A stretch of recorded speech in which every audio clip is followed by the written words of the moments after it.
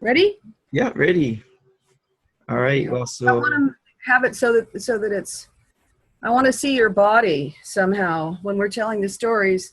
The body language stuff is important. So when he talks, his image comes up. I wonder okay, so it's more complete. Yes. Excellent. yeah. So I know that this is supposed to be a safe space, and I really appreciate Gail and Elva you supporting me through this transformative storytelling process. And as a little ceremony, and to set the tone, I wanted to strike the singing bowl and start our day today. Start our session together.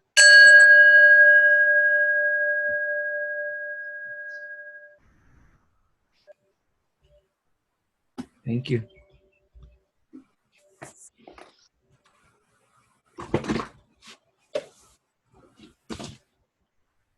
Well, this is going to be used as data, background information, and hopefully will be available to facilitate other people's understanding of Richard Gere's excellent StoryBridge process.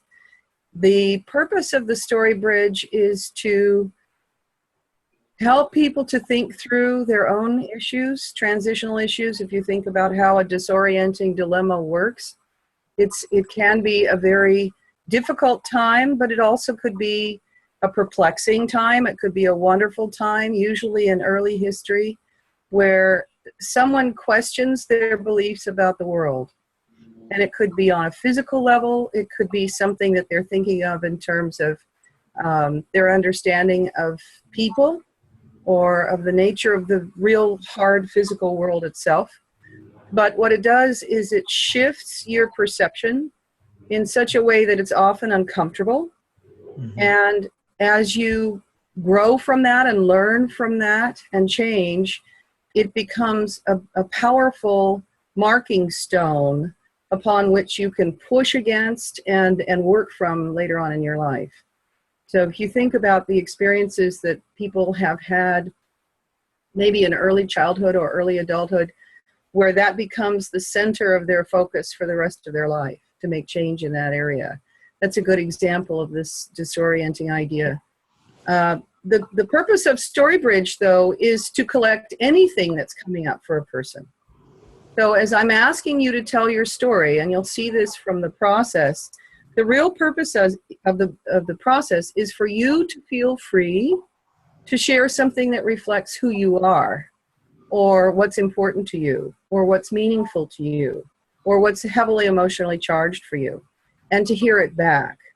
So in situations with non-dominant populations, it's an extremely important tool because often these people have never felt heard. They've never had a voice. And so you'll notice when we get into it, the telling and then the retelling, a person actually needs to hear their own story and know that someone else has acknowledged them and valued them and heard them. So it fills that too. Would you like to begin? And would you like me to explain how this works in a group setting, or would you like to do it just individually? I think explaining in a group setting might be helpful, and then I'd love to begin on the individual side. Okay, so the document that you have begins with the group dividing into 2 story circles. Mm-hmm.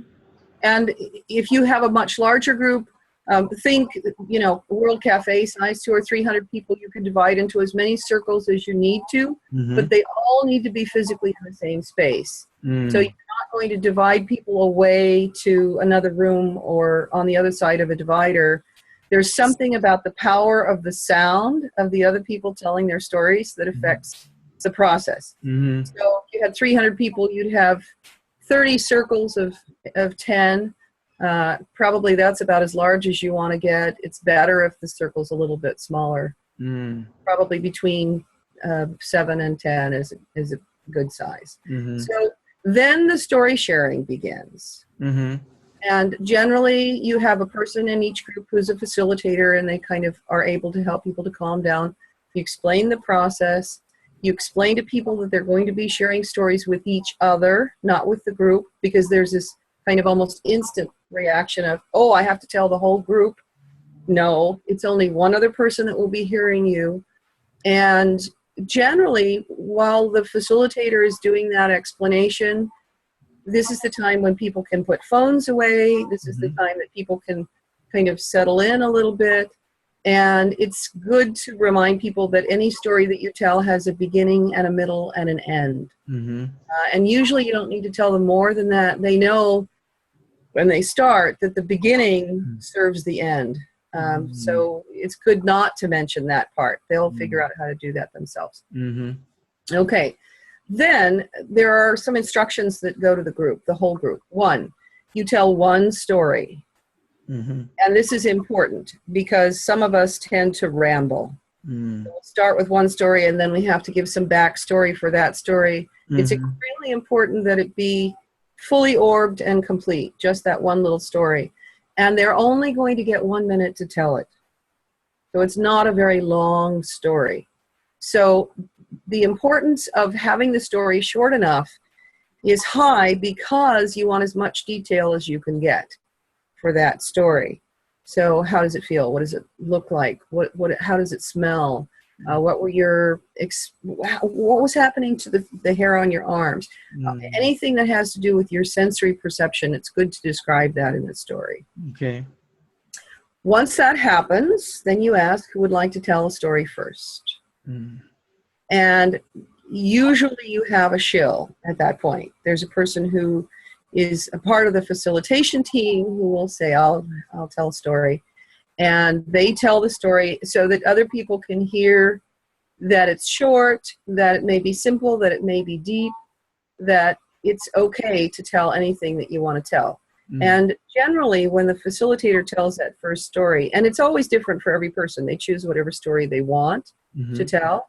But generally, when they're telling that story, it's one that they have told before. Because that's what most people pull up, is the stories that are already prepared. When you're having a discussion with facilitators, if you're working with a large group, it's a good idea to remind them that the story is much more powerful if they can pull a new one that they've never told before. Because then their reactions and their feelings and their pauses and all of that will be much more like what the participants will experience. I see. So you can repeat that if you want to. Generally, with 2 or 3 people telling each their own story helps people to see everyone tell stories in a different way, and there's no right or wrong way to tell a story. And that's really an important part of this. Okay.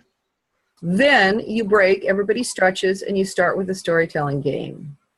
And that's what you and I are going to do. When you have a larger group, and this is Richard's process, you don't have first, second. You don't really even have A, B, because those all carry meaning in our culture. He chooses something else, and so here you have apple and orange. So if you're an apple, then you're in the apple group, and if you're an orange, you're in the orange group. So you can give instructions to large groups of people, but you don't have all of this other meaning that's attached to it. So the apple in this case tells the story first, the orange is the listener, and then and they'll have 1 minute. 1 minute. After the apple tells the story, the orange tells the story back to the apple in first person. So Ty, when you say to me, I went here and I did this, then when I tell it back to you, I'm Ty, and I went here and I did this. It's not you went here and did this. So you actually hear, hopefully, and this is the challenge to the people who are in the groups, try to be as accurate as you possibly can to what the other person has said to you. And if there's something that you don't understand, or there's something that didn't make sense to you, then try to figure out how it makes sense. And if you have to add that little part to make it make sense for you, make it small as it can be, but don't say, and I don't know why I didn't do that. So be as much as you can the other person. And then after the orange hears the story told, the orange has an opportunity then to give feedback. That was accurate here. I never heard it that way. This part wasn't quite the way I said it. Not as a judgment or a criticism or a correction, but just a reflection of what their experience was and how it felt. And then the same thing happens the other way. So orange tells the story, Mm-hmm. apple listens, apple tells the story back, and that's orange's time then for reflection. So we're only going to do that part right now, and we'll go on to the rest after we're done. Okay. Does that So sound yeah, that sounds good. So what we're doing is the storytelling game, Yes. and Uh-huh. I guess I'm going to tell a story, and then you're going to repeat it back in the first person. That's what we're doing now. Correct. Okay. Okay. Mm-hmm. All right. Whenever you want to start. So as far as the game, is there storytelling of my real life, or is there like a theme I'm supposed to be thinking of? Okay, so that's an excellent question. Yes, it is your real life. Okay. It is your story. So, and by the way, this is something that stops people frequently is they'll say, I can't think of a story, as though we need to make up something that's entertaining or that's powerful for people. Right. It doesn't matter. It could be the most simple story. Doesn't have to have any kind of a learning point to it. It doesn't have to be exciting. It's the best stories are the moments that you feel strongly. So tell the story of sitting by the waves and watching a crab clawing up a rock. Mm-hmm. And that may be the powerful story for you Mm-hmm. that has meaning. Mm-hmm. And okay, what was the meaning? Why was it important to you? And just let it unfold as it goes. Okay. So this is not about building high adventure, although it is often what happens. It's about you digging in deep and finding something that's really important to you. Okay. Okay. I guess I'll go with the stories that come to mind are the ones that left impact and learning for me. So they're going to be, I guess, the high adventure or whatever. Is that okay too? That's fine. Remember, you have 1 minute. Okay. You need to have a beginning and a middle and an end. Okay. All right. All right. I'll try a story when I was about 12 years old. For the full summer, we camped in Nanakuli in a tent. And our family spent almost 3 months in camping. That was the most we've ever done. And different cousins would visit. And when on one day we were at the beach, we were catching waves on body surfing. And one of the younger cousins, I think he might have been 6 or 7 years old, was with us. And there was a rogue wave that kind of came up and caught everyone by surprise. And it ended up dragging him out. But we didn't notice that he wasn't with us anymore. And there were 4 of us, my brother and 2 others. And I started to look around on the sand and I couldn't find him. And I started asking, where'd he go? Because he was just here. And then I hear a sound and I look back and he's pulled out in the wave drowning. So I go and swim towards him and I get into trouble with him as well. And he's, practically drowning me, grabbing my hair, pushing me under. And I had to fight to get away from him. I called my brother at the beach saying, call dad, call dad. My dad couldn't come out. He tried to come out and he couldn't make it out to where we were. The waves started to push us towards the rocks. We were in a very rocky area and I was losing ability to swim anymore. And my dad was giving me the let him go sign, cut that kid loose and come back. And I was very fearful of my dad because of my upbringing with him. And that was the first time I took a stand in my mind and said, I'm going to die before I let this boy go. And I ended up fighting our way back in with everything I had and doing some weird techniques. I went underwater, pulling, pushing, underwater, pulling, pushing, drowning him a little bit to stop him. And then I just did these techniques until got him to a point where he caught a wave in. I shoved him in and then I got myself out. And that's my story. Okay. So I'm going to tell the story back, and there may be parts missing or parts added, hopefully not too many parts added, but you will hear it as another person telling what you had to say. Have you told this story before? I wrote it down in at some point as a request for some type of writing that I had to do. Okay.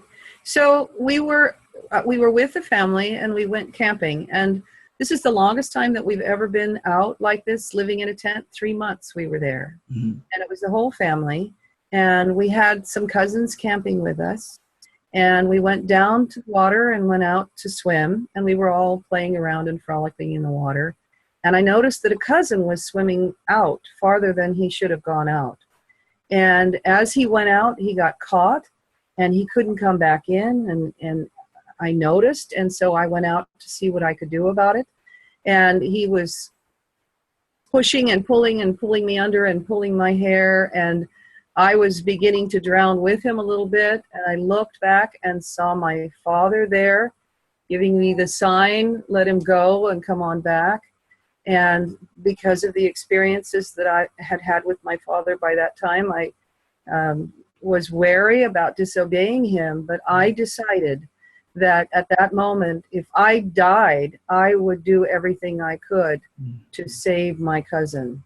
And so I pushed him under a bit. I prodded him. I even let him drown a little bit to make it easier for him to be manageable. And I pushed him onto a wave and got him headed back toward the shore.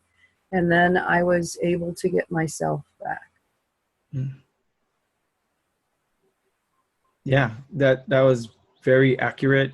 What am I supposed to pick out the points that I think were different? Just reflect whatever you'd like to say on it. No, I guess the reflection I'm having more of an emotional feel, more so hearing it than saying it, which is unexpected. I didn't expect it to make me feel emotional.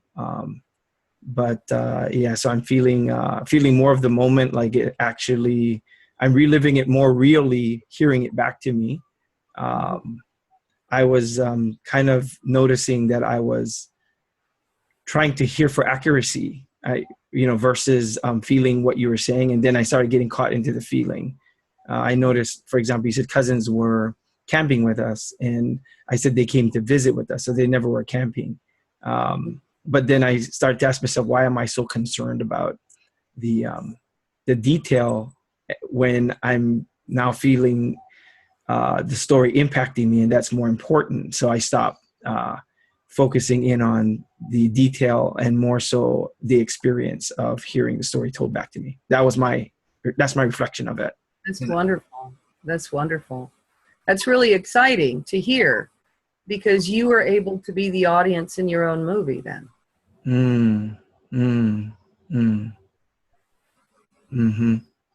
So then what does that do, hearing it back for you? I think it let me one is re-experience what happened. One is to, I guess it was a moment of growing up for me. I think that was what was significant about that moment. And when you mentioned my father, I even got a little chill about disobeying that like he's not even alive anymore. And that is how strong evoking his name or his figure to me, hearing someone else evoke it in that way of me disobeying my dad. Oh boy, big trouble there. And at the same time, it was, I would have lived with, I think about the guilt I would have had if I had obeyed him, which was what I should have done based on my programming. So I guess in a way it's, there's conflicting emotions, and then there's also some joy in that, how the choice I made was better, turned out better for me in my life. That's a story that I would rather have than the other. And that I feel like I made a stand for myself. Like I asserted my being at that moment. That was like a defining moment of, I guess, childhood to adulthood. Maybe that was like a little bit of a bridge for me.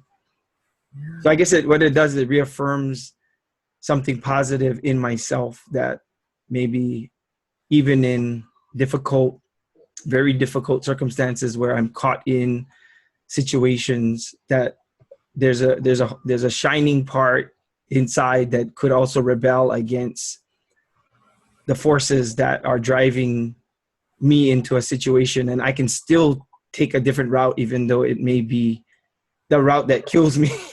I'm going to try to do what's right, So that's a central crystallized core then of how you've lived your life ever since, isn't it? It kind of is. Yeah. I didn't think of the pattern there. Wow. That's pretty cool. Yeah. Huh. Yeah. I'm thinking of how much trouble it gets me into too, though.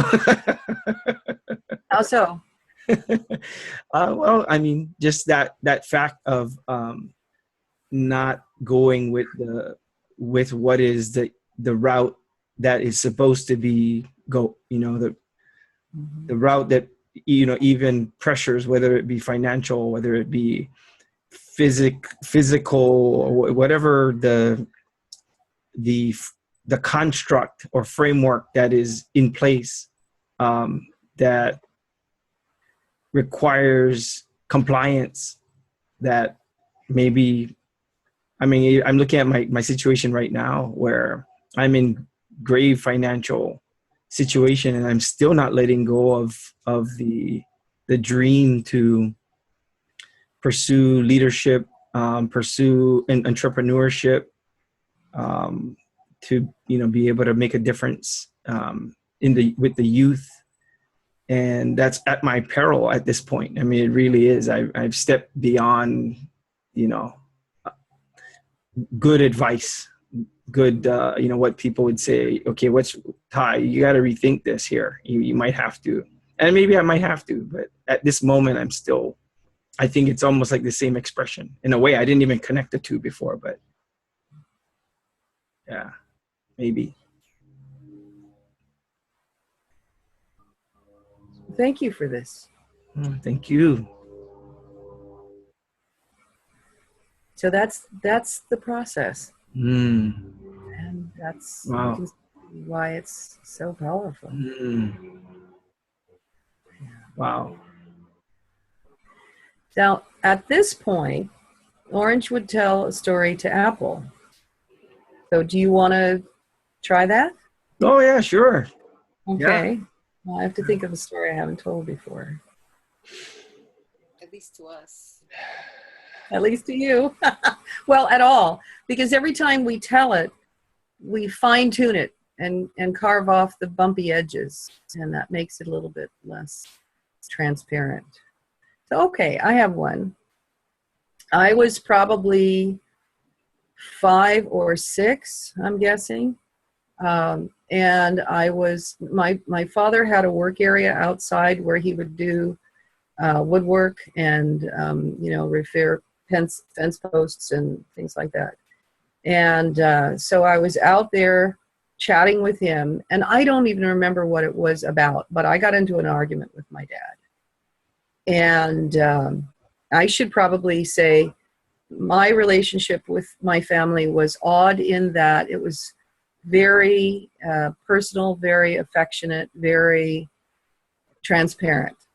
So it was not unusual for me to have issues that we would argue in an intellectual way about, or argue around points of view, but not really emotionally charged. So it was pretty easy to get carried away with a disagreement that got loud, but we were all hugging at the end. Mm-hmm. This one I was angry with him, and I cannot remember what it was, but at the age of 5, I can't even imagine what it would have been. I'm yelling at him, I'm angry, and I go running out of the work shed into the desert. And I just kept running and running and running. And I wasn't paying attention to where I was going. I wasn't paying attention to anything. And after I wasn't running anymore, I thought, well, I'll teach him. I'll go out in the desert and I'll get lost and I'll die. And then he'll be sad that he made me so upset. And then everything will be good because he'll be in pain that I died. That was my thinking at 5. Mm. So I kept going, and I went up the ravine, and I headed up toward the parts of the mountains that I didn't know as well. And I kept walking and kept walking. It was middle of the afternoon when we started. It was dark by the time I realized I hadn't been paying attention the way I was supposed to be, the way I had been taught to be paying attention so that you can kind of orient and find your way. And I didn't know where I was. So I thought, well, if I get to the top of this peak, then I'll see where things are and I'll know how to go back down. So it's dark and I'm starting to climb up the rocks. And I'm not really able to get very far. I finally get stuck on a shelf, on a rock shelf. And I can't go up, and it's too dark for me to see how to go back. And so I'm there. And it's getting dark, and it's getting cold, and I can't see anything, and I really would very much like to be able to go home. And there's nothing I can do. So I sat there and I cried until I didn't have any energy to cry anymore. I ran out. I cried for a long time, and I wailed, and I thought if I wail loud enough, someone will hear me. Well, this is in New Mexico where there's nobody around. So I knew no one was going to hear, but I wailed anyway just to feel sorry for myself. And I finally grew tired of that, and I fell asleep. And I woke up the next morning, and there was this absolutely amazing, gorgeous sunrise coming up with the mountains all pink and beautiful. And I'm sore all over. And now I can see that I'm not too far from the top. So I continued on up, and I went up to the top and went down. And I get about halfway down the arroyo, and here behind me comes walking my dad. And he didn't say a word.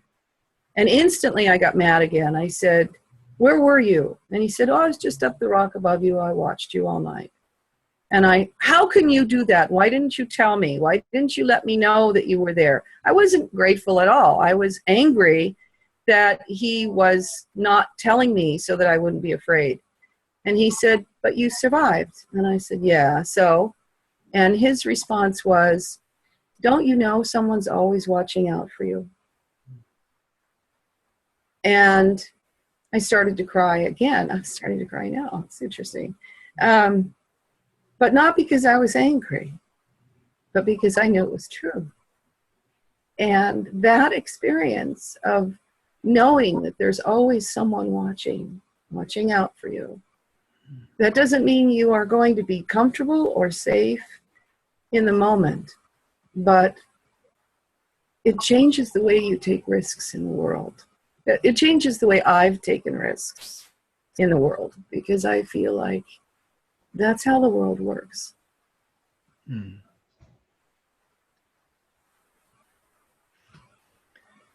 And I really miss my dad.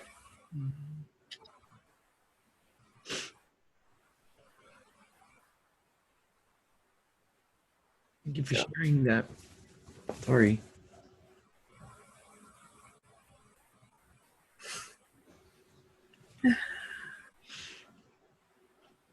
I guess I didn't know what I was expecting with the storytelling today. It's pretty powerful stuff. Very, very powerful. Okay. Just trying to center myself. I think there's a disconnect between thinking and emotion here, and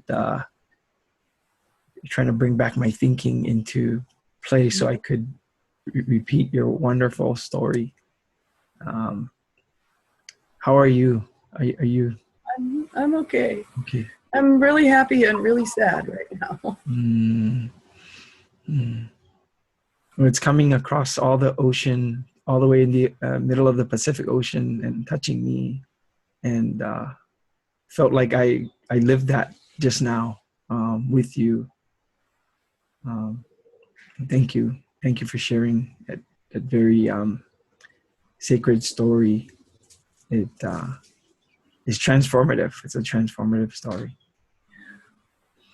Okay, so I was 5 years old. I was in a my dad was in a woodworking place doing woodwork, and I was with him, and I started to get into some type of argument with him. And within the family, we normally have this type of openness where we can talk openly, even though I'm 5 years old with my dad. And in this case, instead of it being where we argue and come to some resolution, he really hurt me. And I was very, very upset, and it escalated to the point where I couldn't stand the situation. I couldn't stand him. He hurt me, and I felt so angry. He didn't understand me, and I wanted him to feel what I felt, because he just didn't know how bad he's hurting me. And so I just ran away. I ran outside into the desert, and I ran as far as I could away from there, thinking in my mind that, oh, he'll never find me, and I'm going to end up dying out here, and that'll be payback to him. He'll know the pain I went through, because he'll be in pain when he, he's responsible for doing this to me. It's his fault that this is happening. And so I ran and ran and ran, and I ran up to the point where there was a mountain. And so I decided to now climb this mountain. And as I climbed the mountain, I ended up getting stuck. I couldn't go up. I couldn't go down. I was in an area where I got stuck, and it was already becoming nighttime, and I couldn't see anymore. And I thought, what else am I going to do? And I was frustrated. I was angry still. And I started to cry. And I was crying in this mountain. And I until I went to sleep, I just cried and cried and cried, these angry tears and painful tears.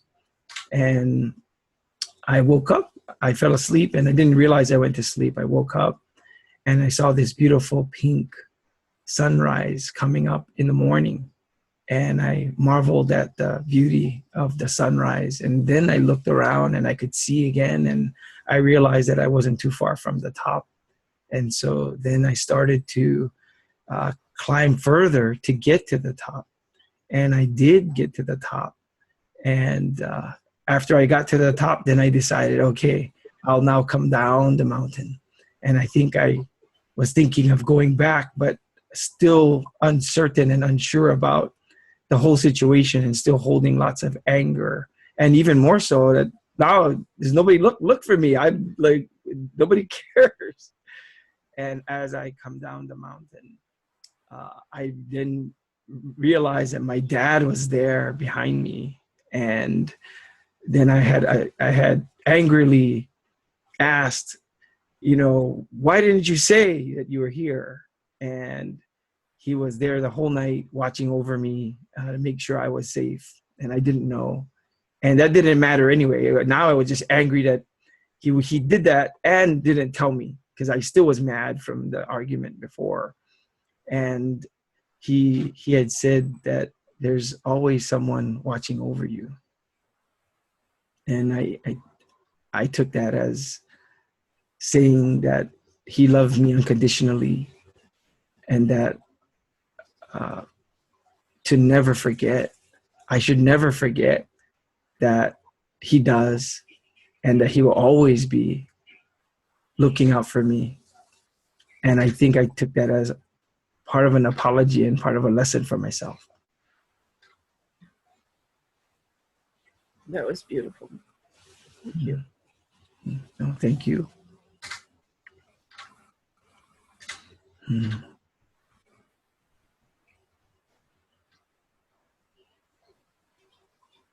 What I was curious about the reflection, like, what are you reflecting on?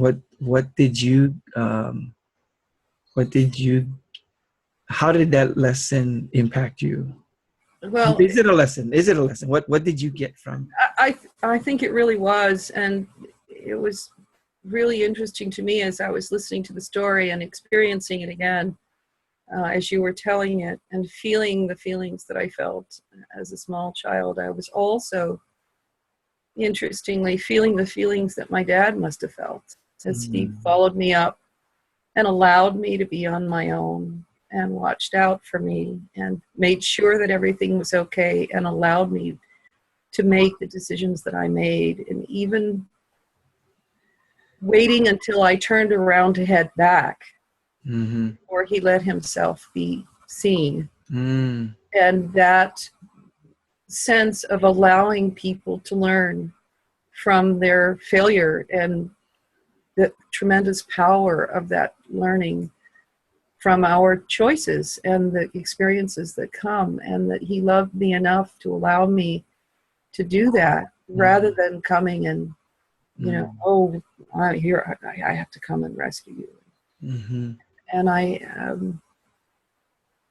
that's such a powerful lesson. But I think in many ways that I hadn't thought about it that way. That's part of why we interacted with our kids in that way.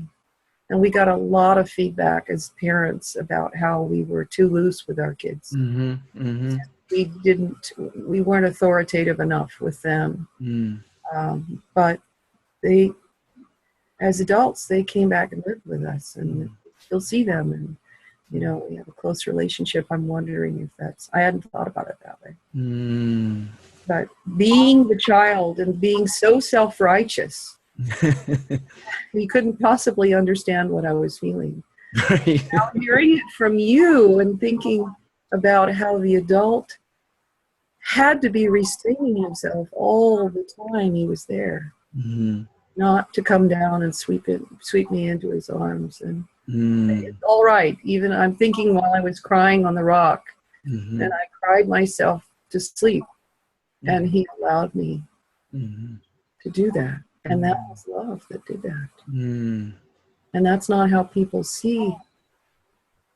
People, I think, would see that as a third party and say, oh, he could, if he loved her, he'd go and swoop in. So thank you for that. I haven't thought about that moment for a long time, and I've never heard it told by anyone else. And so just hearing it that way has been really powerful for giving me a larger view of it. Wonderful. Yeah. It's amazing. Well, thank you. Wow. Well, thank you. I'm actually resonating with that story as well on different levels. But yeah, it's a great one. It's a great story. I almost feel like that story should be written down somewhere and put in a little booklet of short stories, kind of like I don't know what that could be, like lessons from lessons from the land of the unexpected, or you know what I mean? Like it's kind of a twist to the story, because it is I think the majority is the rescuer. It is that, and then the story is it actually rescued you in a real way. It rescued you in a real way, not in a way that was by the parent being the hero. It actually allowed what a parent wants the child to have, which is to learn about life. You survived. You went through this. You went through the whole process. It wasn't prematurely stopped. Yeah. Where you would have learned a different lesson, which is, if I get mad enough at my dad and run and pout and scream and run away, he's going to come and grab me, and and then then that's what you've learned. That you've learned something so rich and deep, and you've been able to pass it along. And I think that maybe is what I'm saying, that story could also be passed along in a different way of short stories that maybe, I don't know, might be parenting stories. I don't know. Wow. Just I feel like it's valuable enough for others to have, from what I receive from it, that there's value in that. And it's actually, there's something going on within my current relationship and my son that I'm kind of along the lines of your dad. And everyone has been saying, no, you're no, Ty, you gotta toughen up. And this kind of encourages me in that way of trying to give him the ability to. So it's timely for me personally. So anyway, sorry. No, that's good. I am absolutely persuaded that timing is always perfect. So I shouldn't be surprised.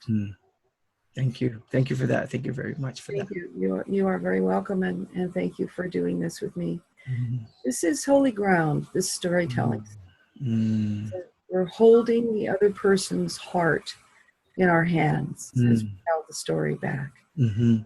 And I have never seen a situation where we don't have this kind of, and you never know what it's going to be, but this powerful emotional charge that is effective for transformation, for realization, for crystallization of ideas that we weren't even thinking about a moment before. Yeah. It connects to something in us that's waiting to be released. And I think this process of doing the storytelling back and forth, even if we don't carry it forward, is very important for that reason. So if we were in a, it's hard to switch back. Yeah.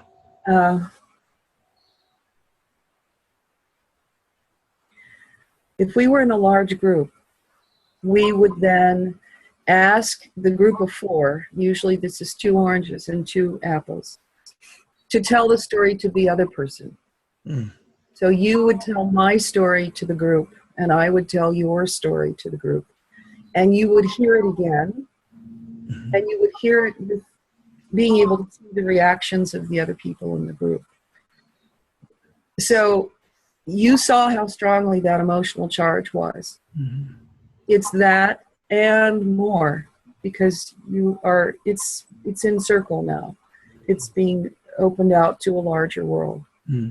And so the teams and that's why I think it's so important to do it in sets of 2 and 4, so that you have the opportunity as a teller to tell the other person's story twice. And you do, because of the feedback, you do get better at telling it the second time because of the little corrections. And I think what you were feeling is pretty common. We do want to make sure that it's true because it needs to feel true for us. And then the other person tells it again to the group, and we hear it a second time. And of course, the reaction of the group is their first response. So you see that you are not only hearing it, but you see the emotional response of the people who are hearing it. And then a decision is made of which of the stories are the more powerful stories. All the stories will be told, but the most powerful stories go at the beginning and the end. So in our case, we only have 2, but those 2 stories are part of the same story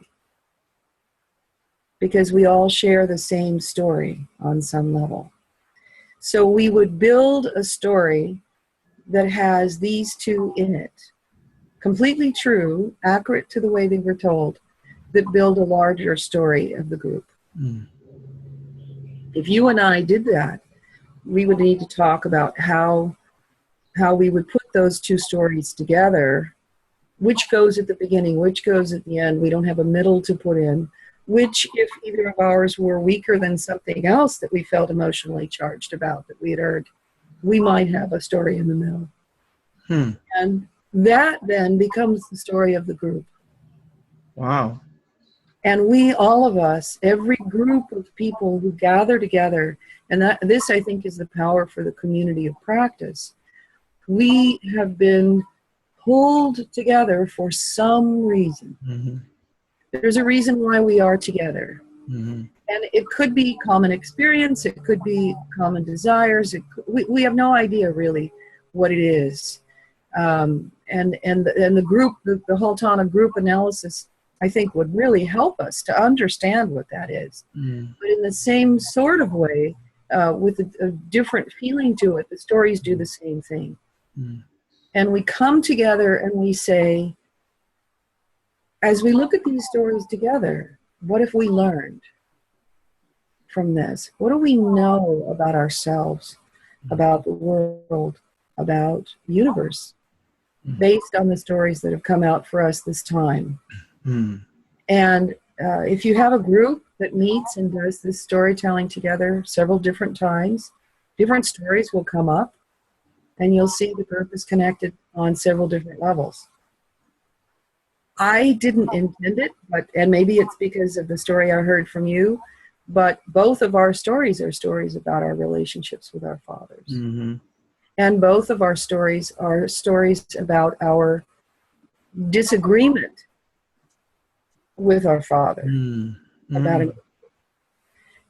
So that would be a place that I think we could start with, is telling a story about conflict, or telling a story about relationships with fathers, or we would come up with some theme that both of these would fit within. And then, of course, as the different stories are added, if we have 5 stories or 8 stories or 20 stories, they all would fill in to make this larger thematic story more complete, more variegated, more color, more depth. And that's the part that deals with telling the story. To go back to the group of 4 and tell the story again. And then as a larger group, to rehearse the story that we build and present it into the whole group. So I mentioned if you were doing 300 people in a room, each group of 10 would come up with a story that reflects what they have built, and they would perform that in front of the group of 290. And then you would have an opportunity for reflection, for thinking together, for celebration, for dealing with whatever issues come up. Often there's a lot of unreleased angst that comes out. Wow. Yeah. So the stories they start off with like pretty much 1-minute stories each. Yeah. And then they do the apples to orange, and then you do the orange to orange, apples to apples in the group of 4. If it was a group of 10, you just multiply that by that many more in one group. And then you would look for themes from each story, and you look for the beginning, the middle, the end, and you find those themes. Maybe you find the learnings, you find the commonalities, and then it's kind of like in a synthesis of the all stories, and then the group then practices that synthesis of the story, and then presents that to the other groups. And so if there were 100 people, there'd be, and if there were groups of 10 or 300, you were saying, that would be 30 stories. And generally, when you have a group that large, you wouldn't tell all 30 stories. Okay. What would happen at that point is you would have, in this case, the way that Richard manages this so brilliantly is, as a director, he goes from group to group and hears each story. And then as a director, he determines which are the stories that need to be carried forward and which are the stories that have served their purpose in the group and can be released. And then there's a little mini celebration in the group, and the stories are released. And so you might have 5 or 6 stories total that are carried forward, and then each of those are presented so that it takes a day to do the whole process, and it is the most exciting, cathartic, powerful, amazing community building. I have done this with non-dominant communities, and it's amazing what it does for people. To the bickering stops, the the acceptance, the ability to listen to someone else with whom they disagree is stretched in a really powerful way, because now they see each other's heart. Mm-hmm. I see. And in what application is this, has this been utilized? When you say non-dominant groups, is this in what type of setting is this done in? So Richard has used it in the South in towns where racial issues are seriously in need of some resolution. He's done this work all around the United States. He's worked in China around issues related to non-dominance there. I have done it. I did it in the Undercity in Napoli. Napoli is an interesting city in that there's tremendous wealth there and tremendous poverty. And it's no surprise that the Alfa Romeo factory can be seen from almost all of the tall buildings in the city. Alfa Romeo literally means Rome is first. Oh. The Romans, for the last more than 2,000 years, have looked down on the people of Naples and everyone else on the peninsula as less, in the same way that you have racial issues in this country. And so there's very, very great poverty, tremendous homelessness, very, very extensive begging. And these are a population of people who live invisible to the cruise ships coming in, and functionally invisible, you know.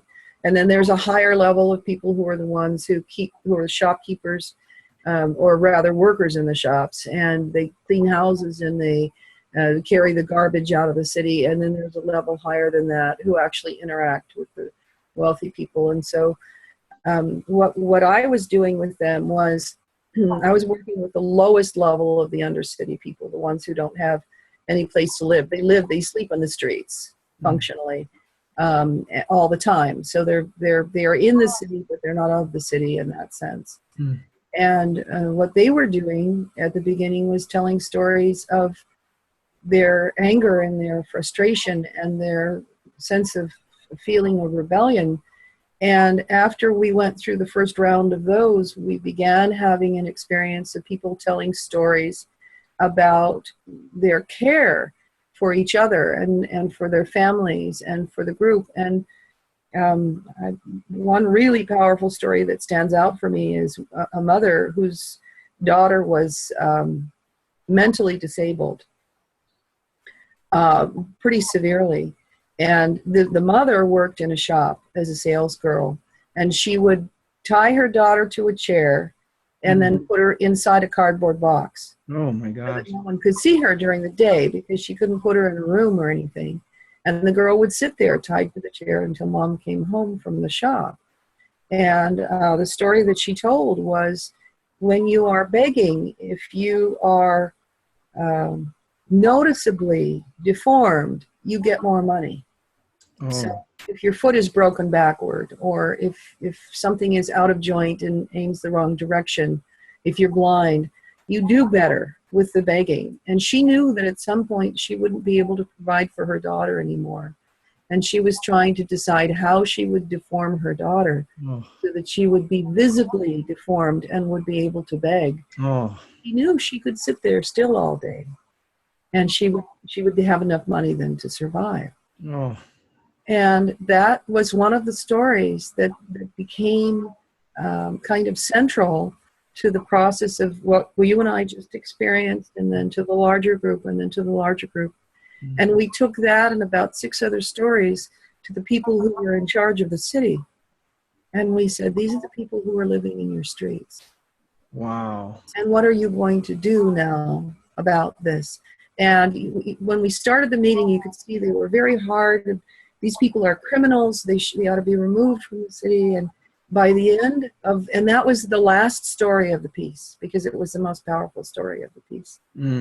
And by the time we got to the end of these are the people from the Undercity now who are performing their stories, right? Telling their stories. We're not telling them for them. They were in tears. And they said, we don't know what we can do, but we will do something.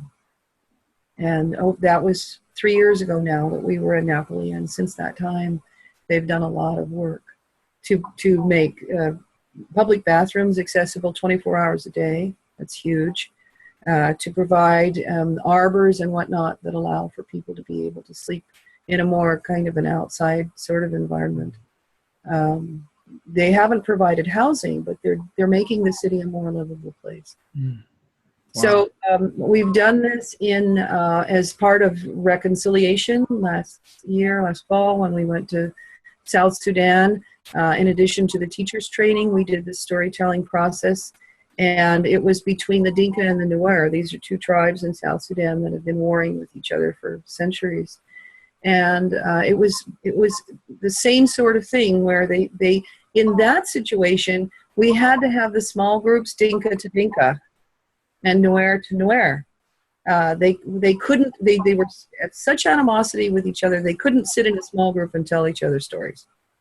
But you could have a apples and oranges group, 2 and then 4 and then 10, 8 or 10. And then at that point, the groups could tell stories to each other. And at the beginning, it was almost a dueling story process. Because look at how hard my life is. And one of the statements that came out of that from one of the elders was, they keep killing us. How can we forgive them? When we know that we are supposed to forgive, but we can forgive and they keep killing us. And when a few of the people on the other side heard this, they were nodding. I feel the same way. And you're looking across this open space at each other and seeing that you are agreeing on the fact that you both feel the same way. And that was seminal in beginning the conversations that hopefully we'll be able to go back and have in January this year. Wow, that's currently happening. Right, yeah. Wow. And this with the violence this summer, huge, I don't know if you guys heard anything about South Sudan, their Independence Day, there was a big blow up and there was murder in the streets and people blowing each other up and everything. And yet in Boer County, where we had done this process, there were people saying, I know they're all bad, but I know these that I've interacted with aren't. Now, at this point, they're thinking those people are exceptional. They're the other tribe, but they're not really typical. They haven't gone to the place yet where they see, maybe there are others who are like that too. But that's the conversation that we've had with them, is they're saying, well, those people, they're beginning to distinguish between individuals rather than saying, oh, Dinka tribe is bad, Nuer tribe is bad. That's huge. So this process of telling the story, I have never, and I've been working with Richard now 3.5 years, I have never experienced a story that there hasn't been this emotional pull, because those are the stories that come up. And we are, as human beings, so much alike in our needs, in our drives, and our values. Even when we're in a different place on the map, those values are serving similar purposes for us and building for us our wisdom, our stability, our ability to continue in the world. I think is what these stories do. So when we do this process and we share with the world, that's kind of just makes it a bigger thing. But incorporating this into the digital storytelling, you saw how powerful that was. When we go through this exercise and we hear our stories being told by someone else, we hear them in a different way. And then I think when we go out and build the digital storytelling process, our stories become something more cohesive, maybe, bigger, more powerful, or more easier to understand in their complexity when we tell them digitally. It allows us to do visual and auditory and who knows what else to communicate that complexity that it is. And I will, number one, always see you differently now. because I've heard your story and experienced it. But I also understand that experience, that kind of experience differently because of what it has done for you in your life. And so the story that you tell online or when you build the digital storytelling platform piece is going to be more complete, more complex because of this face-to-face, human-to-human experience. Does that make sense? Yeah, it makes a lot of sense. And I see that I was trying to make the connections because I haven't had the type of exposure to the type of context in the world that you've been applying and utilizing this type of platform. And it really shows the depth of it and how it can be, the application aspect of how it can be utilized. My day-to-day is more on an entrepreneurial level of how to develop solutions for organizations to improve their performance and productivity, and then also looking at trying to get into helping youth with character development and developing a program around that. And I mean, I'm just thinking about how the storytelling can also be applied.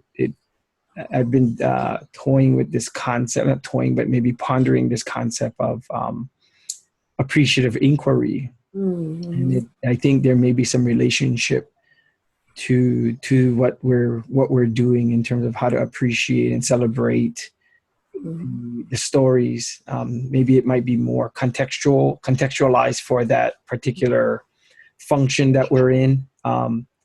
However, I can see the depth of how the storytelling can go into like warring, people blowing each other up, and for goodness sake, and the type of poverty and how it can help with getting the messages to the right people in a powerful way, so that change and systemic change can be made, because ultimately it's all connected to systemic change. Exactly. It's all connected back. So thank you for going in depth and sharing two different examples of how it's very powerful beyond the personal powerful transformation in transforming systems outside of the human, how personal, I guess, connects to the system.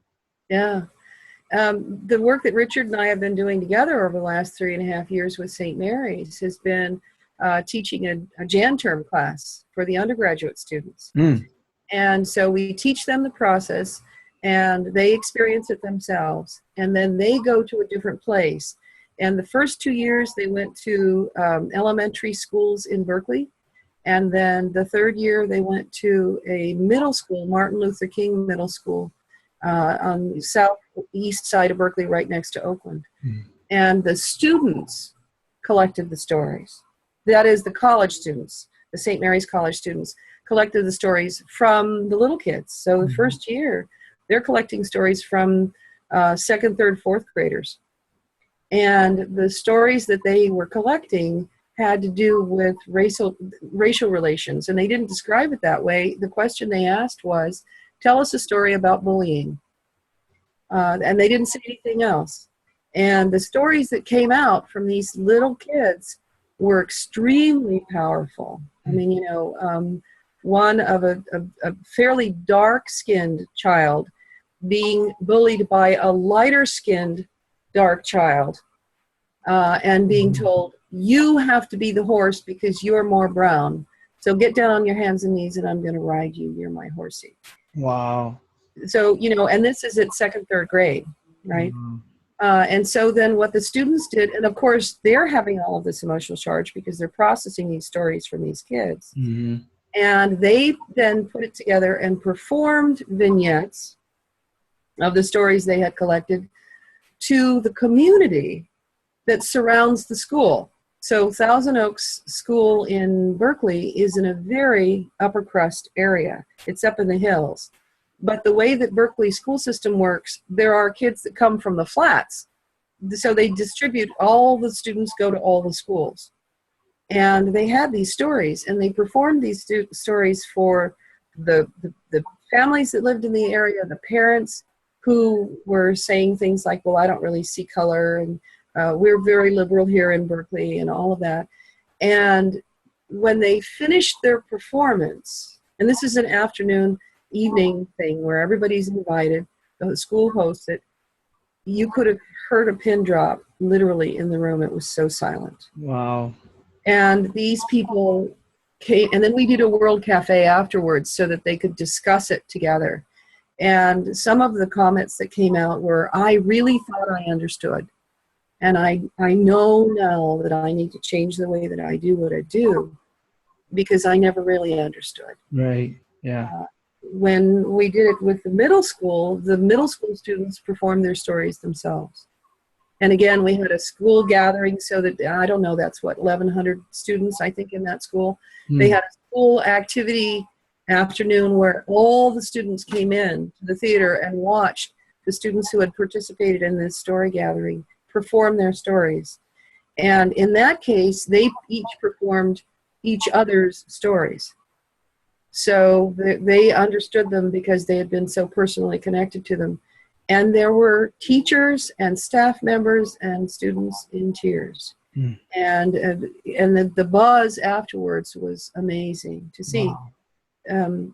This is the middle school that feeds into the high school that had the big blow up over the racial thing on the computer. Yeah. A month before. And these were kids who were afraid to go to high school. They were afraid of being lynched or something. Yep. And having all of this stuff, but it's the process that pulls this out for people. Oh, thank you for sharing that story. I mean, that's right in my wheelhouse. That's one of the programs I'm trying to develop is, I don't want to call it anti-bullying. It's kind of a cultural change from let's have more leadership instilled in the middle and high school levels which will then automatically mean that less bullying behaviors are happening because of the different culture that's being implemented. But your story is right in line with how to approach that. And I think that could be a wonderful project to have, to go through a leadership development program, say like a 10-week, is what I'm thinking in my mind. And then some of the fruits of it is having a digital story about bullying and about youth homelessness. Yeah. That's incorporated in their learning of leadership. And that could be kind of two projects where they are, by the end, this is the story for each person that has gone through the program. And then that could be then utilized to bring to this school, the school principals and the people that are managing policy, as well as to the government and the Department of Education and those types of things. These could be very, very powerful because it's coming right from the students. Yeah. And like you said, those stories, like you did with, with the deform to survive type story, that's appalling of what's, people are doing to try to, that they're in a situation where they feel they need to do that. Exactly. She did it because she loved her daughter. Yeah. She was trying to decide, but it was because she loved her daughter so much. Right. And no one would think of it that way. And until you get that story that is communicated to the right people, they don't understand. They're not understanding. And so therefore, it's the transformation that needs to happen in order for the system to transform, because policy doesn't change until understanding changes. So beautiful. Thank you. Thank you. Thank you for doing this today. This is amazing. Oh, this is amazing. I'm the one feeling that I'm getting more than everybody else on this. So thank you. So I know that I have the list up on my other screen. I'm looking over at my other screen, and I'm not sure. So we had the preparation piece, and then we had the storytelling game, which we went through. We did, and we experienced together. And then there was a telling of the story, and then there was I think the sharing with the world was how you were describing how other groups have done it and giving us different context. I see. And so in terms of the digital story, then I guess shifting focus to the digital storytelling. So now that I, will work on the story I'm telling, I think the theme that we were thinking of in terms of the specific digital story was with regards to what is our leadership vision, or what is our current leadership actions in the world that we're taking, or what drives us to continue learning and practicing leadership, something in that area. That would be the next step for me, is to now, I guess, communicate that story. Right. Why am I a part of Elias? Why is that important to me? And if it were me yeah, answering that question for you, I would have to include in it something along the lines of, no matter what authority does or says, it is important for you to do the right thing. And that being a part of Elias capacitates you in some way to do that. I see. So it ties back in. So in terms of there's the content piece, and then there's the process piece. So the content piece would be along the lines of what you mentioned, which is kind of the actual why am I doing it, and connecting it back to me personally, and maybe what stories that are there that connect to my values. That so the why comes out of the story. Yep. You're not looking around for stories because of your why. Right. Start with the story, and then out of the story blossoms something, which is one of your whys. And so I would have to say, for me, maybe and you would be a better reader of the why for me. But I'm thinking maybe it has something to do with having that sense of security, that it's okay to try and fail, because there's always a way to grow and learn and be okay in that process. But your why stems out of the stories that erupt out of you. Right. Yeah, because I think there's maybe, now that I've kind of gone through this process, that there's potentially 5 stories that may have the different may hold the energy and the lessons and the learning and connects back to my value system. That is where I'm at and why I'm doing what I'm doing. Fantastic. And so would a process, I'm thinking out loud here, would a process be for me to, like you say, go with the story, and then, so would I almost tell my story? Maybe I could even record my story, play it back to myself, to hear myself tell. So I could be the I, and I could also be the...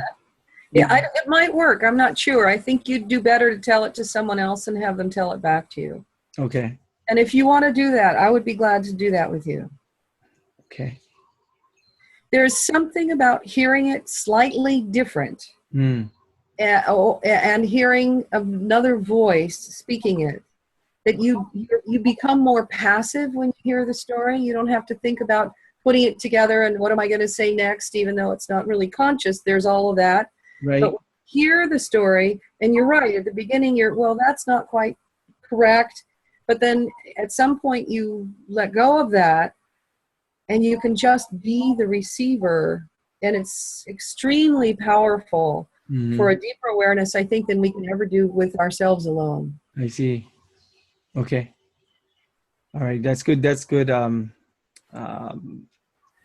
Learning so that I know how to approach it. Because the thought was to put together the digital story. So part of the what we were envisioning of the digital storytelling of the various members of Elias would be where we could, for example, say we have our virtual website, and because I don't know, like this is almost like we're learning about each other on a much deeper level now. Yeah, it's true. And so if I were to click on, say there's 60, and I've never had a chance to even meet most of the people that are currently a current member of Elias.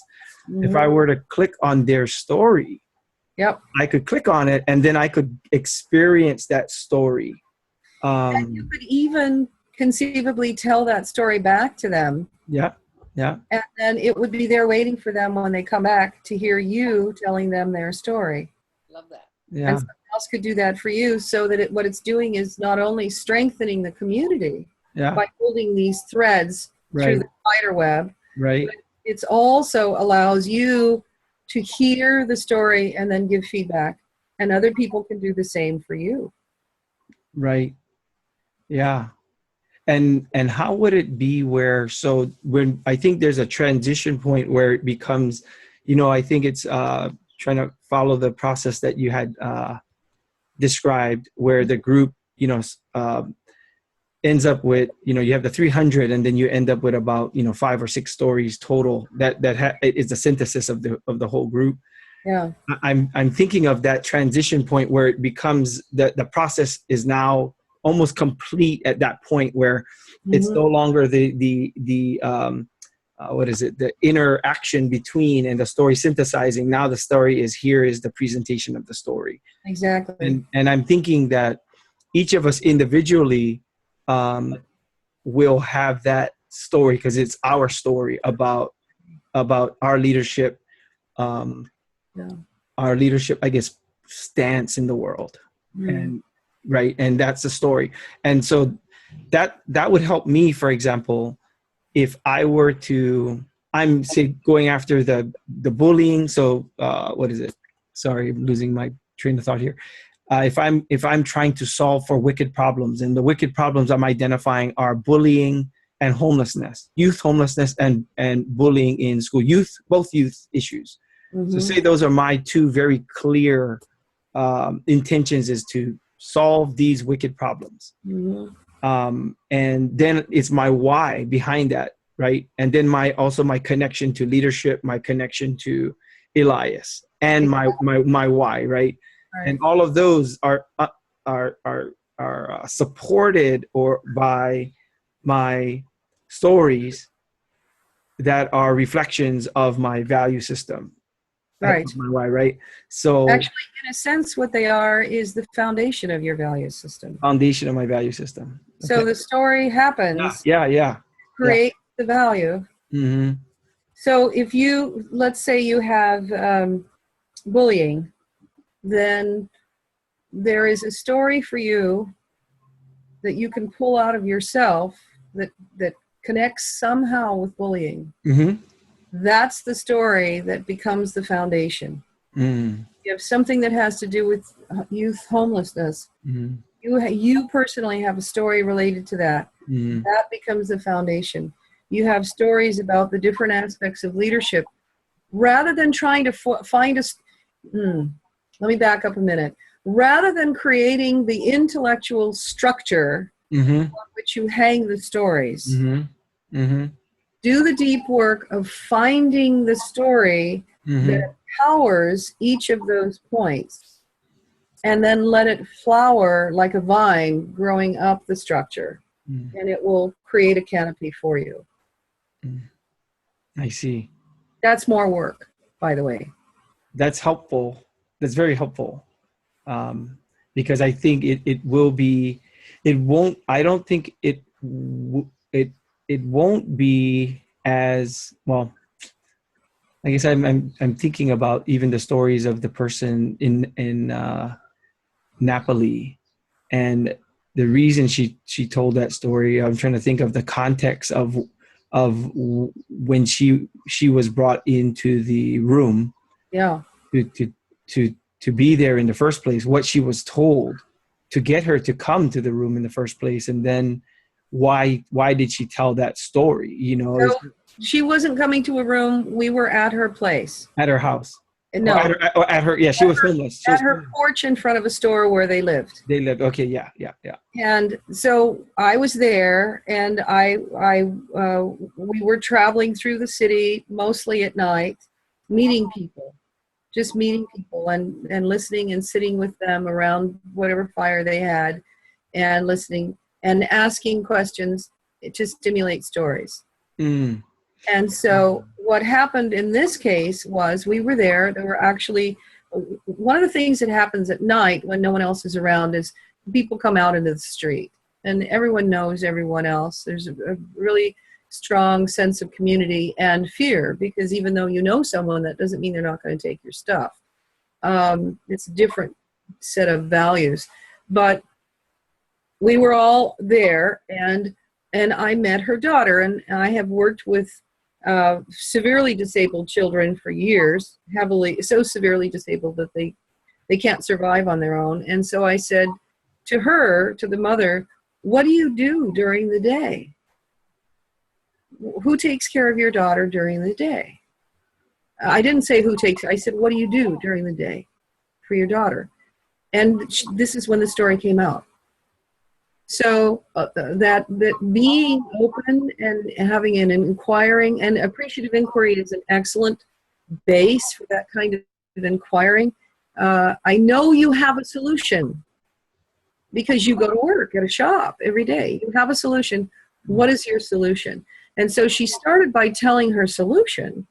And then she reached a point in the middle of the story after she had described how she tied her daughter down and covered her with the box, and she knew she'd be safe because she wouldn't make any noise, that she stopped. And she's thinking to herself now, and she said, but I'm worried about her because I don't know what'll happen when I'm gone. And so then that was a second prompt. Well, what do you think you might do? Again, what's the solution to this? And that's when she started talking about, well, you've seen people around who are begging, yes, and you know, there are some people who make a lot of money begging and others don't make as much. And that's when that second part of the story came out. So in a sense, we have our solutions already built for ourselves. Mm-hmm. And we often don't allow ourselves to think through the fear. So one of the things that I do, and I didn't learn this from Richard, but I found at least in these adult situations it works very well, is to ask, and then what? And then what? And then what? Mm. So that you know, because the fear stops us. Well, I don't know what will happen when I'm not here. Well, what do you think? What are the and then and often what happens for people is they'll wind up, you know, in this culture, they wind up under the freeway in a refrigerator box because they haven't thought it through. But thinking it through allows people to come up with solutions. And that's the other side of the power of storytelling. It's like dreaming while you're awake. I can create any scenario at all in my storytelling of possibilities and see how it looks. And see how it feels and know whether that's going to work for me or not. So you start with where the person is and what they're seeing and what they're feeling.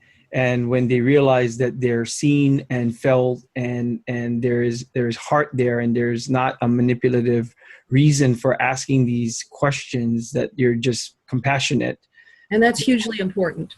Then the openness or the maybe the natural human nature is to then be able to like say, well, if I can trust this person, and there's another mind, maybe we can talk about ideas of how to do it other than the way that it's being done now. Yes. Because, you know, why should I even number one, share my deepest stories unless I trust you? And then if I do trust you, then it might be helpful for me to see what you think about some of these other things that we could do, you know? And exactly. And then that opens up the gateway towards a different reality than the one that is today. I see. Is that correct? That is absolutely it. Okay. And the mega mind is all powerful. The mega mind, you call? The mega mind is all powerful. There is multiple minds together. Yeah. So when you can build community in such a way that people are willing to work together, and I believe the story is one of the most powerful ways to accomplish that, that they really genuinely understand each other and are listening deeply and thinking deeply and really hearing the other person instead of hearing all of this stuff that happens normally in us. And you have to break through it emotionally, I think, to get to that place. You are building a mega mind. You are building a brain capacity that we can't contain in our own skull. And when I say, but I don't know what to do about that, and the other person is holding me carefully and lightly because they know who I am because they've just heard this story. And I trust them because I've just heard theirs, and we've told it back. So we know we're hearing each other. We really can think together in a way that most human beings do not ever allow themselves to do. Mm-hmm. And we really can bounce ideas back and forth to each other and hold the mega mind solid until we all feel this sense of release and relief and satisfaction that this looks like it's something that we can take action on. Mm-hmm. And I was told in Napoli when we decided to do this that they won't talk to you. They will not talk to you because many people have come to help and nothing ever happens. And I have since been told that in Bangkok. I've been told that in South Sudan. I've been told that in all kinds of different situations. And the reason I think that it's true is because it's this sense of other. Here is this person coming out of their privilege or whatever their reason is to help you because you can't do it for yourself. Right. But what the mega mind does is it is a situation in which we are one. And this one, this community, makes the decision that everyone knows it is effective. That's the value of appreciative inquiry. Appreciative inquiry doesn't allow for picky-unish, negative, critical stuff. We just say, no, that's not the rules of the game. We are designing based on what could happen that's good. And so you capture that, and now suddenly all of this energy and power is working together to accomplish positive change. And because they decided as part of the mega mind, now they're willing. These people in the Undercity came to meet with the city council in Napoli. They would never have done that. They came because they knew that they would be heard. They knew their stories were powerful. They felt it. They knew. And of course, they were right. They had seen someone, this is the value of telling it to the small group. You see someone else's face melt. You hear your story told. You see someone else's face melt. And you suddenly realize my story is powerful for change, not only for me, but for everyone. Yeah. And now you're ready to tell your story to someone else. And that's the power of the mega mind. This is wonderful. I'm so glad that we're recording this, and now I'm just crossing all my fingers that we're capturing that we're going to have it for others on the group, especially for the group going to Atlanta to review and to I mean, there could be I could imagine different snippets of what was talked about and shared here today that could be used on various levels. I think this is so valuable. Maybe maybe we could do some reflections before closing today. That would be wonderful. And maybe I could start since I kind of brought the idea up here. I wanted to, first of all, just say I'm very grateful and thankful. I really didn't know what to expect. I was thinking I was going to kind of get a little bit more of instruction on how to create a storyboard type of thing and how to get a story put together. Almost like thinking of it like a TV show or some sitcom where they would have some type of structured process that I was going to learn more instruction. I thought I was going to learn more instruction today. And so it was good that going in not knowing, because I had to really be just fluid and be very attentive and focused, because it wasn't a class being taught to me. It was I'm deeply involved in this process. And so my reflection on that was I think it was helpful to almost be caught off guard in a way, because it allowed me space to really be in the moment and not be so much only in the cognitive mind, but be fully here. Yeah. I noticed that the room I'm in totally transformed from the very beginning, not from the very beginning, but after we started into the storytelling.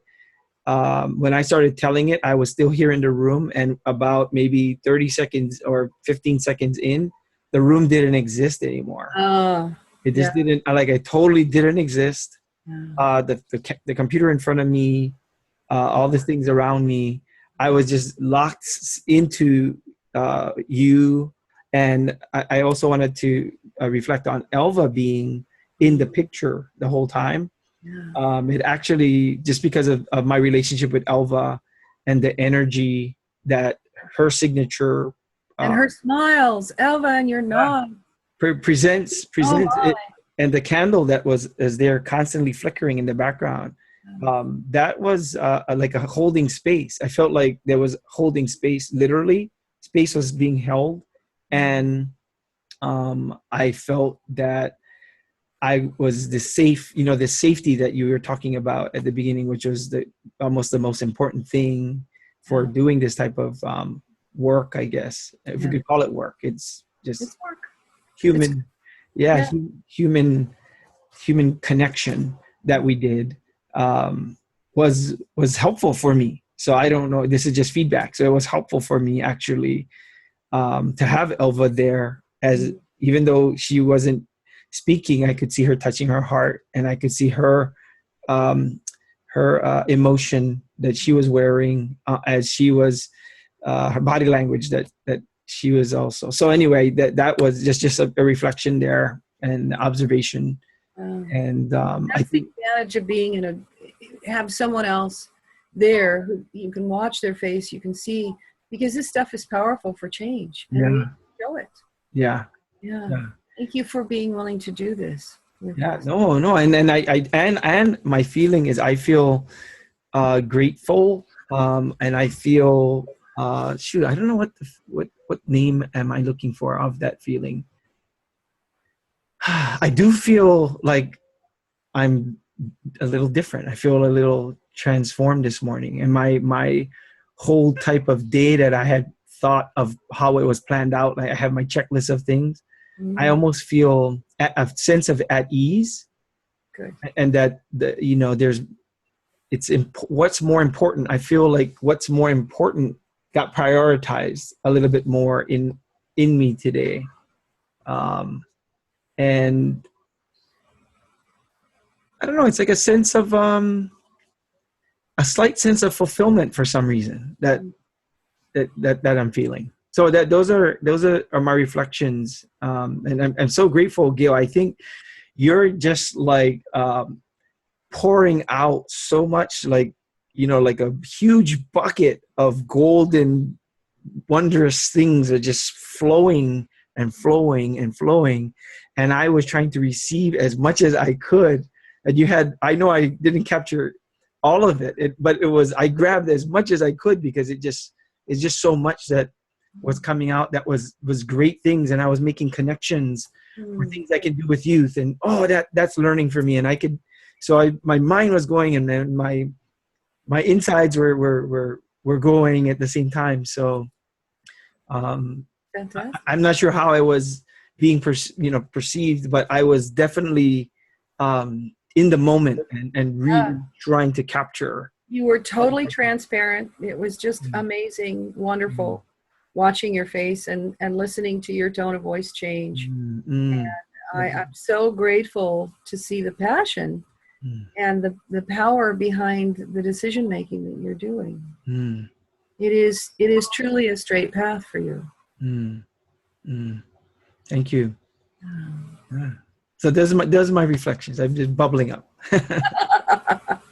Well, I'm so excited. I first of all need to say I am very grateful, Elva, for your willingness to be that reflecting audience, because what we couldn't do is what we ordinarily do in the group of four, having the story told and being able to look to the side and see the face of someone who's just listening. And you've done that for us today. And it's been so wonderful to be able to have the interaction and be totally focused on each other and still see the shadowing and the reflection that's taking place as you are living this with us and feeling it with us. It was just such a precious gift.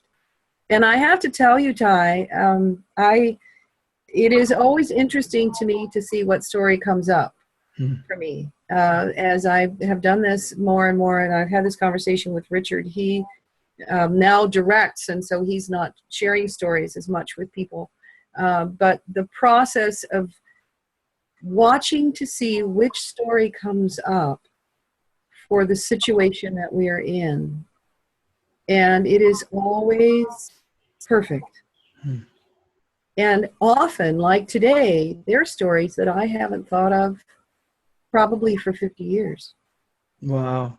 And so to have, to be able to trust that this is going to go the way that it's supposed to go, and that whatever comes up is right, and then celebrate it. I mean, gosh, you just ripped my heart out here. I was crying so much.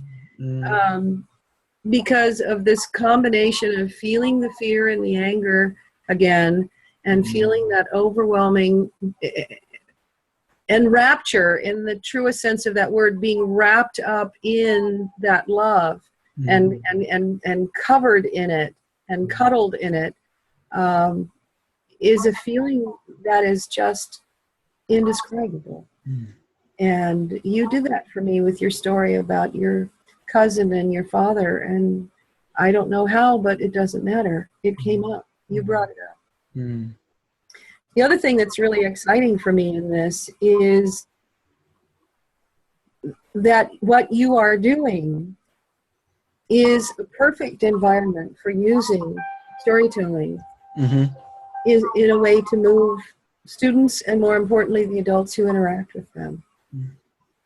And I would love to hear how that happens as it takes place. I really do believe that the structure is something that you add after to coordinate the process. And I experienced it again today. You don't have to think about what stories do I come up with. You just wait and watch and see what comes up, and it will be perfect. And I am really grateful to be able to do this. I cannot tell you, I don't know how to express how grateful I am to be able to participate with the community of practice. But this especially, this overlap of digital with, because of the visual, because you can connect. Here we are, you're in Hawaii, I'm in California, and we can do this process and see each other and hear each other and have the witness and have it work. This really was, I guess, a kind of an experiment. I didn't realize that.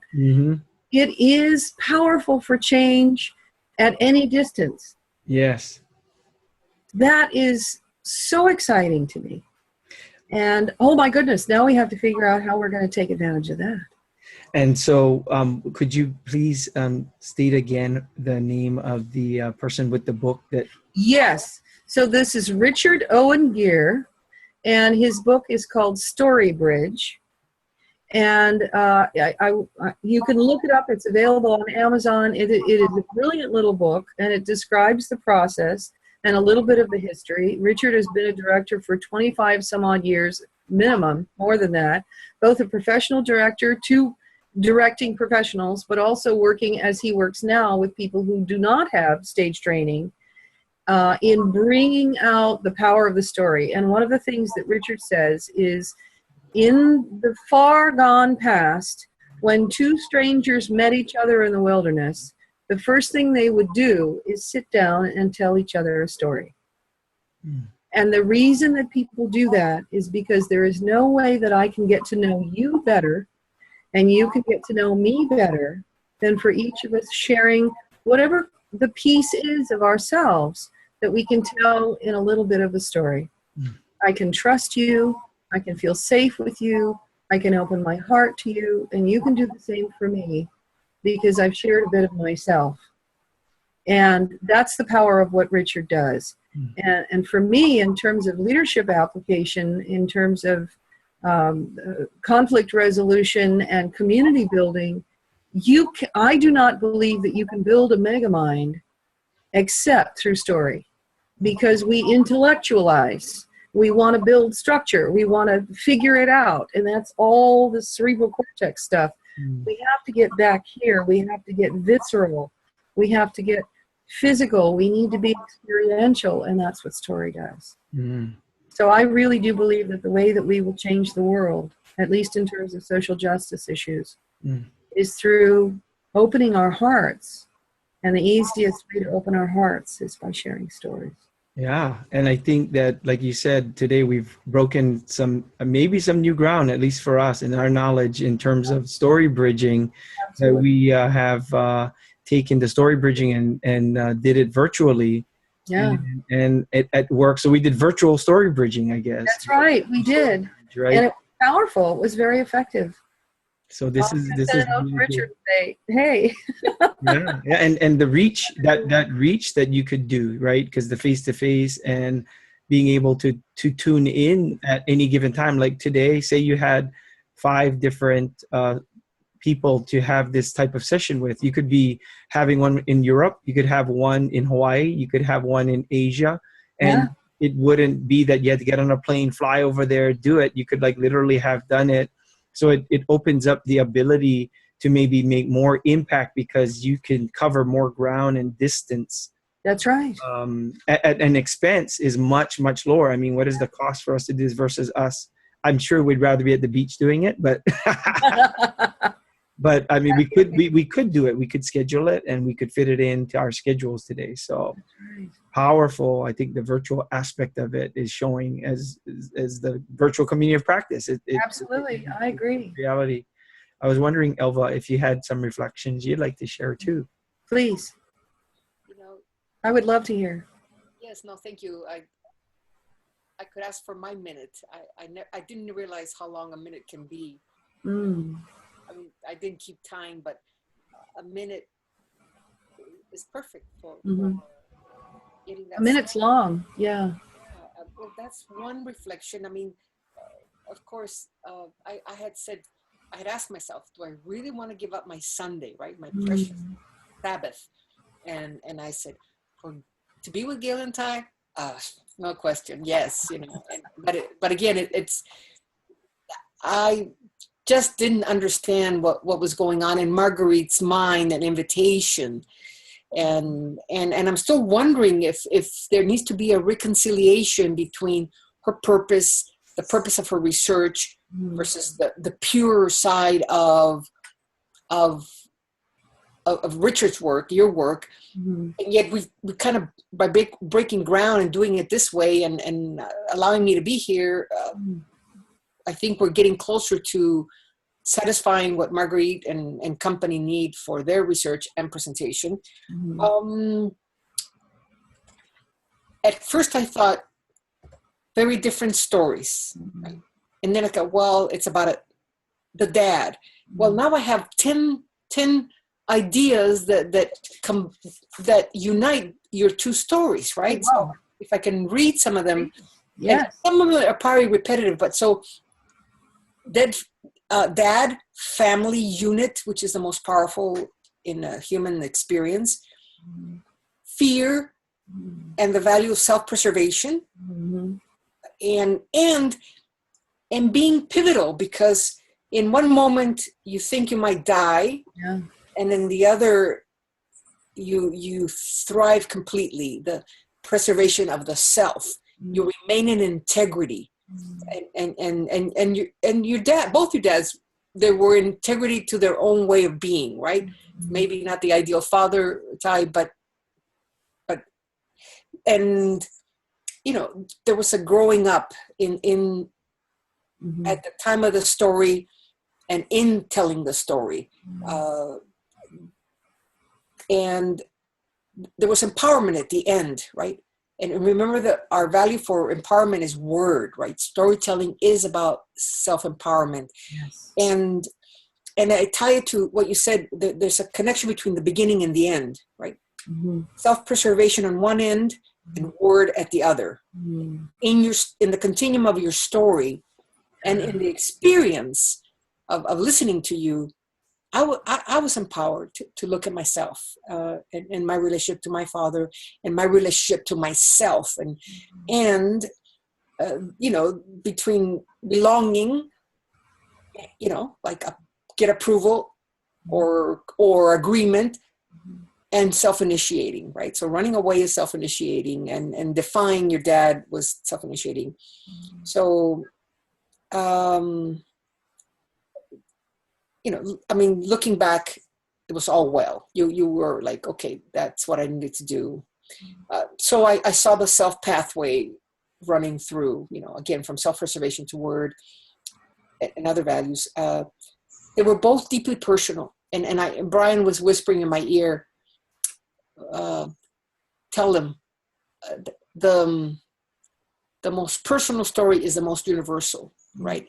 And that's what creates the mega mind. So again, leadership, you both showed leadership, faith, risk, and vision. And so those are the beginnings of weaving these two precious stories. And I can imagine how powerful when you get more stories woven into it. So it's not as big a leap as I thought it might be. So let me see, just a couple of more thoughts. I'm just grateful, and I feel better prepared to go into building this story, which I need to do for my website. I need to do for my writing. I need it in my life personally. So I'm very timely. So thank you both. Thank you, Elva. What a wonderful way to. Thank you. Yeah. This has been worship. Celebration. Yes. So I hope this is useful for the work that they'll be presenting. I don't know anything about digital storytelling, so. Yeah, I think they just so you know the context of what what the presentation is about is kind of focusing on virtual communities of practice, but the engagement aspect of how do you engage a virtual community because of the distance and because of the busyness of life and scheduling, and kind of like you heard even Elva mention, like I need to also take care of self and doing meetings, what we call quote unquote meetings with people. Becomes okay, I gotta stop, I gotta say no at certain points. And so I think what gets prioritized is what is needed to feed ourselves and those types of things. But in reality, this is feeding ourselves in a more truer sense, I think. And I think that if the tie into engagement is kind of what you said, is the heart connection and the food for the soul is what can engage, and that's what the current research process is taking. The turn of the cycle is taking is we have a group of people, we have people with shared visions, with intentions that are aligned to make difference in the world for ourselves and for others. And yet, how do we get engagement of the group? Because the world is also pulling us in our own ways that are potentially, and maybe as what it's showing, is away from coming together to be able to keep pushing forward the real, like I'm talking about bullying and homelessness with youth. I'm not able to really move those things forward because I'm also focused on survival-based things. Right. But when I come into this, it now prioritizes that again, and it gives me ideas, and it helps me to move those initiatives forward. And so I think part of the experiment in the research is by evoking this process, will this process itself increase engagement, which will bring more mega mind and more mega heart to this particular community to move it forward and grow it. I think that's kind of what the thought is, and where the connection point is between evoking it and will we get the result of the engagement within the community. I think it really can. Yeah. But we believe so, and I think that's why we are evoking. Yeah. We just experienced it. We just experienced it very powerfully. Yeah. Yeah. That's fabulous. Well, I would love to hear how it goes. And of course, anything that I can do to support you and help. Thank you. Thank you. This has been great. This has been plenty. And I think maybe when Doug, Marguerite, the group gets to view this, the ideas may be popping up about how to leverage this, I think, this magical material that now we have as data to be able to, I think I could even see like snippets being sliced from it, even to try to gain more attendance for the upcoming one that is being done at St. Mary's. That's great. I could imagine like snippets of this. I mean, the emotional responses and some of the reflections that we're talking about, and Elva breaking down from the values. I think imagine like snipping it down to like a minute or 2 minutes of what we have here into a one reel that could be emailed out as a follow-up to the invitation to say, here is a little preview of what to expect coming up on our in-person meeting, and of course us approving of all of it before being sent out. But I could see that as a powerful way to go, wow, this looks really intriguing, you know, from the written word to the seeing us really doing parts of this and hearing the gold that's coming out from you, and then maybe hearing some of what Elva's talking about with how the story's connected, and I could see that being like, wow, I need to go and do this, you know. So yes, it might be a big editing job. I don't know what medium or but I've seen my 16-year-old granddaughter use GarageBand to do homework, you know, for her homework presentations in high school. She does it with, you know, and she edits and puts in images. So anyway. Wow. Yeah, I'll check with Dan. Dan's the little techie guy. That's good.